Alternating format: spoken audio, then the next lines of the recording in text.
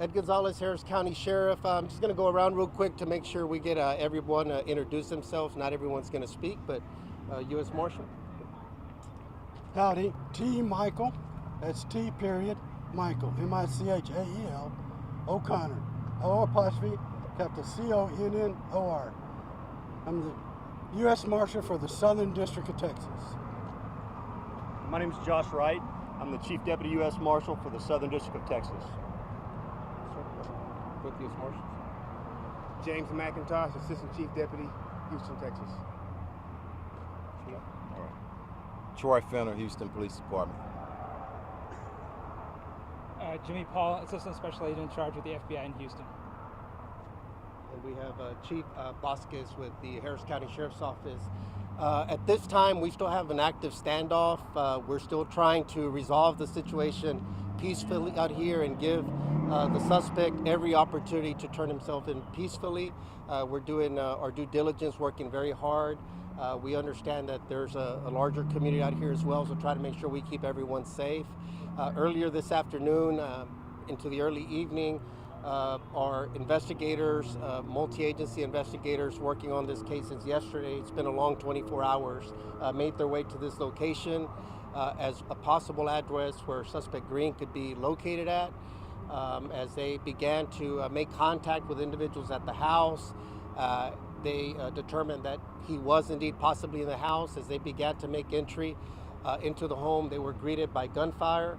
A member of the U.S. Marshal's Office, as well as a member of the Harris County Sheriff's Office, members of the Gulf Coast Task Force were struck during that initial gunfire by the suspect. They did not have an opportunity to return fire, so no law enforcement officers returned fire at the location. At that point, they retreated back. Subsequently, were transported to a hospital to receive treatment, and then the suspect again barricaded himself into the home, and that's where we've been ever since. So we have our hostage negotiation team as well as our Harris County Sheriff's Office SWAT team out here again trying to resolve the situation. The condition of our deputy from yesterday, he's doing well. As I mentioned, he remains critical but stable, and very positive improvement so far. He's doing very, very well, so we're encouraged by that. And the U.S. Marshal and his Chief Deputy will talk a little bit about the condition of those that were wounded here today.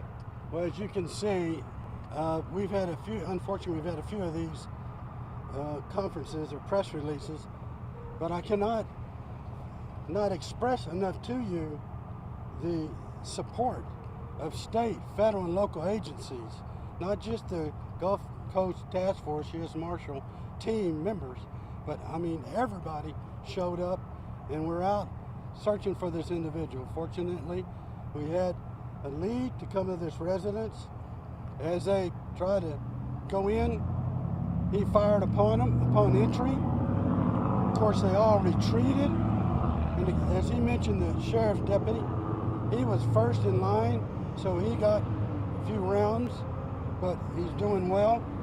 And so our two marshals were wounded, but not anything that we see that's serious in nature.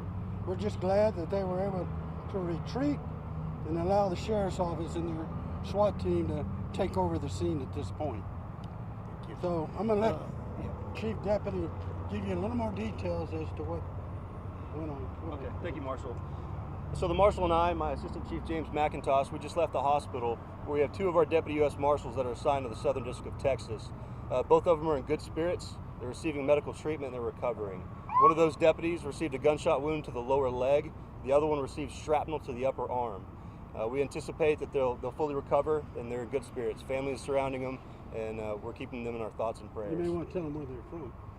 Yeah, so we had a few deputy marshals brought up from within South Texas to Houston to support an operation of ours, Operation North Star, which is a violent crime reduction initiative. We had multiple Gulf Coast members pull away from North Star to support this fugitive investigation. One of our deputy marshals was from McAllen, the McAllen division, and the other was from Corpus Christi. And they'll be here in Houston recovering. So fortunately, this North Star initiative that's been going on with the sheriff and the chief, us just happened to be, we sent a whole crew, a lot of our deputies up here to assist. So we were able to shift them over to assist the sheriff's office to pursue this individual. So just to be clear, initially we said two law enforcement officers had been wounded. Technically it's three. One received was impacted by some shrapnel. The others did receive more grazing wounds, but one did receive what we believe were at least two gunshot strikes to his upper torso. Thankfully, he was wearing his body armor, and again, it was a lifesaver. So we always stress the importance of wearing body armor. And again, in none of this, I want to make sure that we also emphasize that just the wonderful efforts of law enforcement, just knowing what they were facing, an individual that had already fired upon a deputy and seriously wounding him yesterday, knowing he had a serious criminal background, as I mentioned earlier, armed and dangerous, still began the pursuit of trying to locate him to make sure no one else got seriously hurt, because we felt this was a dangerous person with very little going at this point. And so we're just glad that we've been able to locate him, and right now we have him just located, and we've got a tight perimeter around him. And just want to thank all our law enforcement partners. Chief Finner's been with me side by side the last 24 hours. His entire team, they're out here as well. We have all kinds of law enforcement agencies, too many to mention. But that's what we have going on right now. Again, we still have an active scene. As far as the connection to this location, we believe that it's just known individuals to the suspect, Green. We don't know beyond that right now any more than that, just that he possibly knew somebody here at this location. Briefly in Spanish, tenemos tres oficiales que fueron baleados, miembros de un task force de los U.S. Marshals. El sospechoso Green también está dentro de una casa que está aquí. Tenemos el lugar rodeado con diferentes oficiales y agentes. Estamos dándole cada oportunidad que se pueda entregar tranquilamente. Por el momento no lo ha hecho, pero vamos a seguir y a ver si lo podemos sacar en una manera tranquila para todos. No queremos que nadie más esté lastimado. Any questions? Is there anyone else in the house with him? At this point, by all indication, he's alone inside the house. He's barricaded and has refused to come out. Sheriff, what's this like for you? Personally, everything that's transpired the last 24 hours, what's this like for you? A lot of mixed feelings. I mean, it's obviously intense.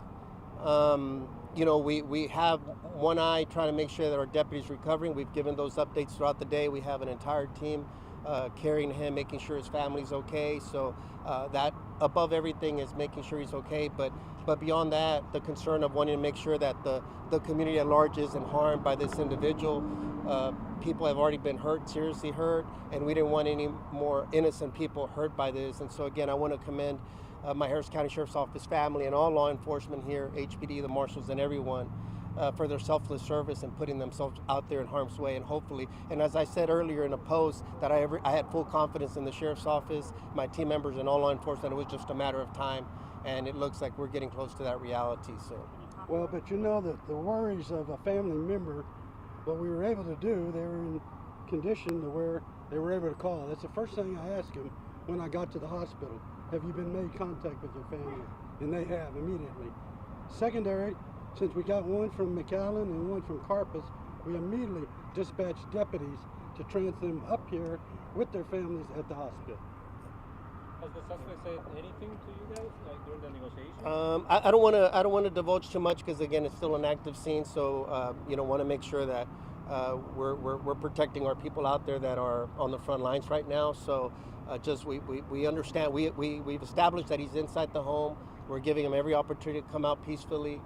We hope that he takes us up on that opportunity. Ultimately, that's what we're here, is to preserve life. That includes everyone.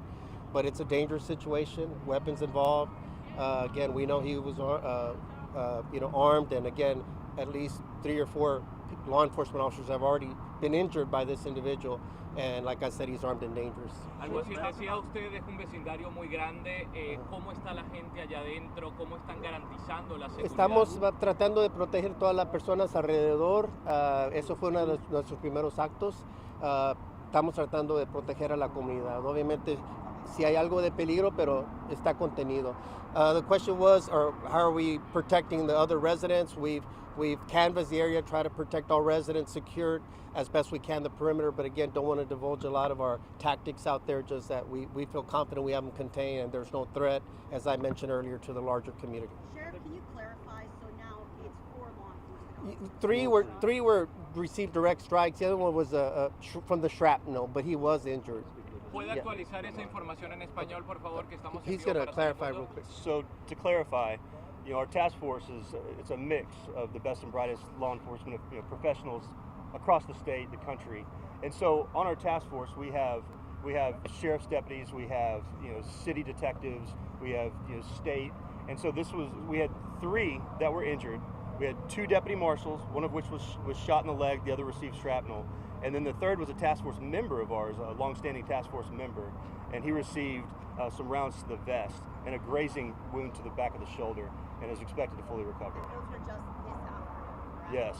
And Alguacil, ¿puede actualizar esa información en español, por favor? ¿Cuántos oficiales acaban? ¿Es la cuenta nueva? Sí, pues ayer, obviamente, uno fue baleado ayer, es el que ya dijimos de información, y en esta tarde, cuando llegaron aquí a este sitio, 2 fueron impactados directamente, pero un tercero también recibió una herida indirecta con el metal de la bala que se disparó, también fue herido, entonces técnicamente 3 aquí fueron lastimados esta tarde. Sheriff, can you talk about the response? Obviously, we've seen dozens of law enforcement officers out here today. You've now talked about 4 law enforcement officers or support that has been shot by the same suspect. Just talk about the sheer response. Yeah, it's been an impressive response. Again, with this type of situation, everybody ascends here, and we appreciate the support just to see what else may be needed. There's a lot of moving parts to this, and we don't know if, again, we had to determine if something else may be needed, and people needed to, have special assignments out here. And it's a brotherhood, it's a family. We're a family that sticks together and to give the moral support and bounce ideas off each other, utilize each other's equipment and partners. There's just a lot of collaboration. But again, we have law enforcement in this region. All our local, state, and federal partners are really second to none. We have great cooperation. It's not built here at the scene. It's ongoing. We train together, we work together, we collaborate together, and you see the fruits of that out here today. We watched the Rook tear off the last- front of the home. I'm sorry? We watched the Rook tear off the front of the home. Can you talk about that decision and what? Yeah, that was there's intended? different tactics. Again, we always start giving them every opportunity to comply with our demands, but we have a dynamic situation going on, and while we could establish that we feel fairly confident there's no innocent people at the house, you never know 100% certain until you're in the house. And with him being armed, fired upon us, then we have to, use different tactics at different times. Again, all this is really being dictated by Suspect Green. He's the one that decided to shoot upon the deputy. He's the one that decided to barricade himself. He's the one that has decided not to comply at this point. And so at some point, I hope he makes the right decision and just turns himself in peacefully for the good of everybody. That's the goal, but we do use different tactics. And again, he's the one that determines how we continue to escalate. Thank you all very much. Appreciate it. Thank you very much. Thank you. We appreciate your time. Thank you.